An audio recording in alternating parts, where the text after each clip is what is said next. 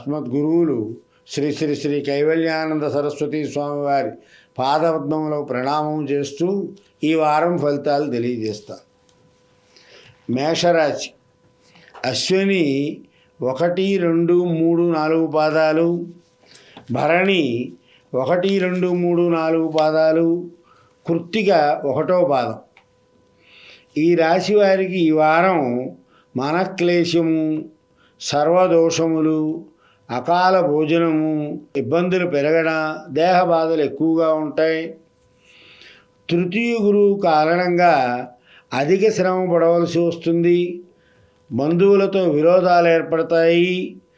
ఉద్యోగంలో కార్యభంగం జరిగే సూచనలు ఉన్నాయి. అనవసరమైన తగాదాలు వస్తూ ఉంటాయి, జాగ్రత్తగా ఉండాలి. స్వేచ్ఛ ప్రవర్తన, విద్యాభివృద్ధి, శత్రువులకు అవమానం జరుగుతుంది. కుటుంబ సభ్యులతో అకస్మాత్తుగా కలహ సంభవం జరుగుతుంది.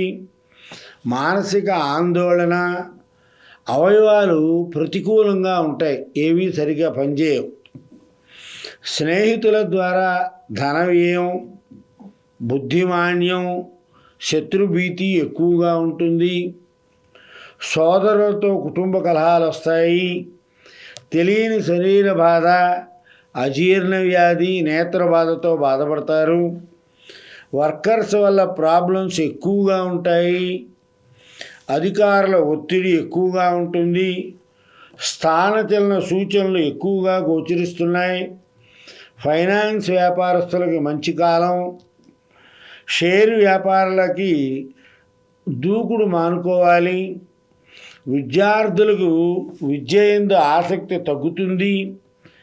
జాతక చక్రాన్ని ఒకసారి పరిశీలించి దానికి తగిన శాంతి చేయిస్తే మంచిది. కోర్టు వ్యవహారాలన్నీ కూడా వాయిదా వేయండి. ఆదాయానికి మించిన ఖర్చు పెట్టవలసి వస్తుంది. తరచూ రుణాలు చేయాల్సి వస్తుంది. ఎవరికీ ఎటువంటి హామీ ఇవ్వద్దు. ఈ రాశివారి ఈ వారం రామరక్షా స్తోత్రాన్ని పారాయణ చేయండి. చదవడం రానివారు శ్రీరామ జయ రామ జయ జయ రామ అనండి.